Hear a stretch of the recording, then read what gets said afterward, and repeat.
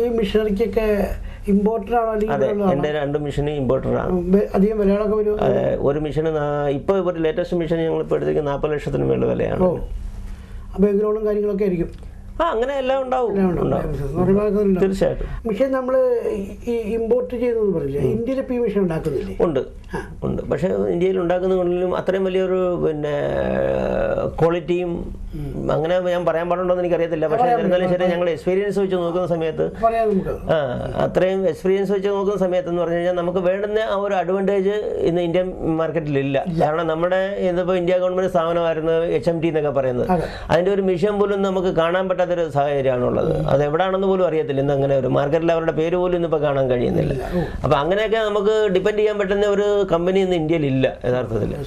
കാരണം ഈ കൂടുതലും ആൾക്കാർ വെളിയിൽ നിന്നുള്ള മെഷീനെയാണ് ഡിപ്പെൻഡ് ചെയ്യുന്നത്.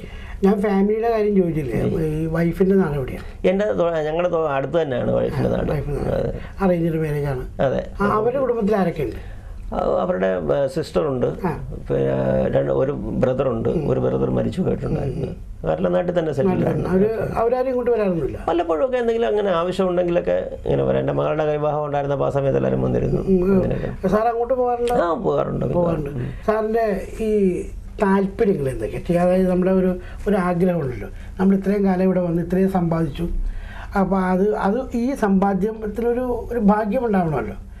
അതിനൊരു കാരണം, ഒരു സഹായി എന്ന് പറയുന്ന ഒരു ടേണിംഗ് പോയിന്റ് എന്നൊക്കെ വേണമെങ്കിൽ പറയാവുന്നത്. എൻ്റെ ജീവിതത്തിൽ അങ്ങനെ ഒരു ടേണിംഗ് പോയിന്റ് ഞങ്ങളെ സഹായിക്കാൻ ആരും ഉണ്ടായിരുന്നില്ലായിരുന്നു. അതായത് ബന്ധുമിത്രാദികളോ അങ്ങനെയുള്ള ആരും ഉണ്ടായിരുന്നില്ല. ടേണിംഗ് പോയിന്റ് എന്ന് പറഞ്ഞാൽ എൻ്റെ ആ ജോലി കൂടെ ഉണ്ടായ വിജയം തന്നെയാണ്. ഞാനും എൻ്റെ പാർട്ടികളും തമ്മിലുള്ള ഒരു അണ്ടർസ്റ്റാൻഡിങ്ങും അവരിൽ എന്നിലുള്ള ഒരു വിശ്വാസവും എനിക്ക് അവരിലുള്ള ഒരു മതിപ്പും ഒക്കെയാണ് എനിക്ക് മുന്നോട്ട് വരാനുള്ള ഒരു ഇതൊക്കെ ഉണ്ടായത്. ഈ തൊഴിലാളികളായിട്ട് സാർ എങ്ങനെയാണ്?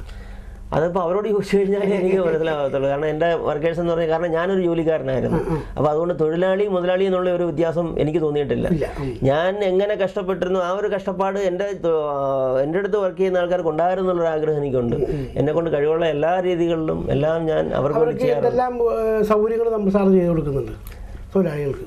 സാധാരണ എന്ന് പറഞ്ഞു കഴിഞ്ഞാൽ ഇപ്പോൾ ബോംബെ സംബന്ധിച്ചോളം എന്ന് പറഞ്ഞു കഴിഞ്ഞാൽ പിന്നെ അങ്ങനെ കൂടുതലായിട്ടുള്ള ഇതുകളൊന്നും ചെയ്തു കൊടുക്കാൻ സാധിക്കത്തില്ല. കാരണം അങ്ങനെയുള്ള ഒരു ജീവിത രീതിയാണ് ബോംബെയിലുള്ളത്. എന്നിരുന്നാലും ശരി തന്നെ അവരുടെ സാലറി ഇതിനനുസരിച്ചായിരുന്നാലും ശരി തന്നെ. പിന്നെ അവർക്ക് എന്തെങ്കിലുമൊക്കെ അത്യാവശ്യങ്ങൾ വന്നു കഴിഞ്ഞാൽ, ഇപ്പം വീടിൻ്റെ എന്തെങ്കിലും പ്രശ്നങ്ങൾ വന്നു, അല്ലെങ്കിൽ അസുഖങ്ങൾ എന്തെങ്കിലും വന്ന്, അസുഖങ്ങളൊക്കെ എന്തെങ്കിലുമൊക്കെ വന്നു കഴിഞ്ഞാൽ എന്ന് പറഞ്ഞാൽ ഞാൻ നമ്മുടെ ഭാഗത്തു നിന്ന് തന്നെ അതിനെ വേണ്ടുന്നതെല്ലാം ചെയ്തു കൊടുക്കാറുണ്ട്.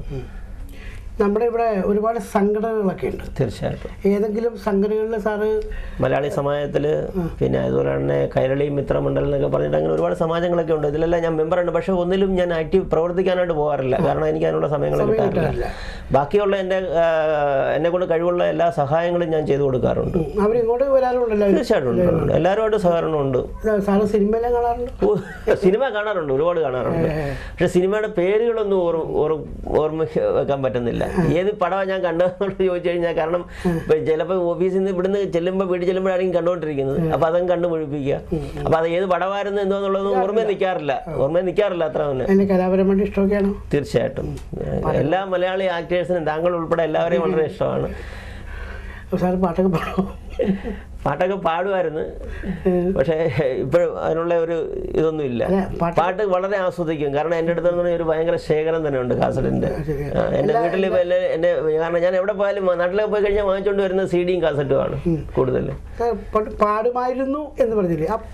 അങ്ങനെയില്ല, മൂളിപ്പാട്ടൊന്നും ഇല്ല. പിന്നെ ഈ ഇങ്ങനെ എന്തെങ്കിലുമൊക്കെ ഇങ്ങനെ എനിക്ക് പാട്ട് ആസ്വദിക്കും. ഞാൻ വളരെ ആസ്വദിക്കും. കേൾക്കുന്ന വളരെ വളരെ ഒരുപാട് പഴയ പാട്ടുകളൊക്കെ എനിക്ക് വളരെ ഇഷ്ടപ്പെട്ട പാട്ടുകളൊക്കെയാണ്. സാറിന് കലാകാരന്മാർ ഇഷ്ടമാണെന്നല്ലേ? തീർച്ചയായിട്ടും. ഏത് കലയോടാണ് സാറിന് ഏറ്റവും കൂടുതൽ ഇഷ്ടം? അങ്ങനെ അല്ല, അതായത് ഈ മനുഷ്യന് യോജിക്കുന്ന രീതിയിൽ, മനുഷ്യന് ഇഷ്ടപ്പെടുന്ന രീതിയിൽ ഏത് കലകൾ അവതരിപ്പിച്ചാലും ചില അത് ആസ്വദിക്കാനുള്ള ഒരു കഴിവ് എനിക്കുണ്ട്. അല്ലാതെ ഇപ്പം ഞാൻ സത്യത്തിൽ മലയാളത്തിൽ ചില ആൾക്കാരൊക്കെ കോമഡികളൊക്കെ കാണിക്കാറുണ്ട്. പക്ഷെ അത് കോമഡി ആണെന്ന് വരുത്തി തീർക്കുകയാണ്. യഥാർത്ഥ കോമഡിയായിട്ട് അങ്ങനെ കാണാൻ കഴിയുന്നില്ല. അങ്ങനെയൊക്കെയുള്ള ചില സംഭവങ്ങളൊക്കെ ഉണ്ട്. പക്ഷെ അതൊന്നും എടുത്തു പറയുന്നത് മോശമാണ്. കാരണം കലാകാരന്മാരെല്ലാവരും അവരവരുടെ ജീവിതത്തിന് വേണ്ടിയിട്ട് ഓരോരോ കാര്യങ്ങൾ ചെയ്യുന്നതാണ്. നമുക്ക് ഉൾക്കൊള്ളാൻ പറ്റും, നമ്മൾ ഉൾക്കൊള്ളുക, അല്ലാത്തത് വിട്ട് കളയുക, അത്രമാത്രമേ. കലാസംഘടനകളിലൊക്കെ സാറിൻ്റെ കോൺട്രിബ്യൂഷൻ എന്താണല്ലോ?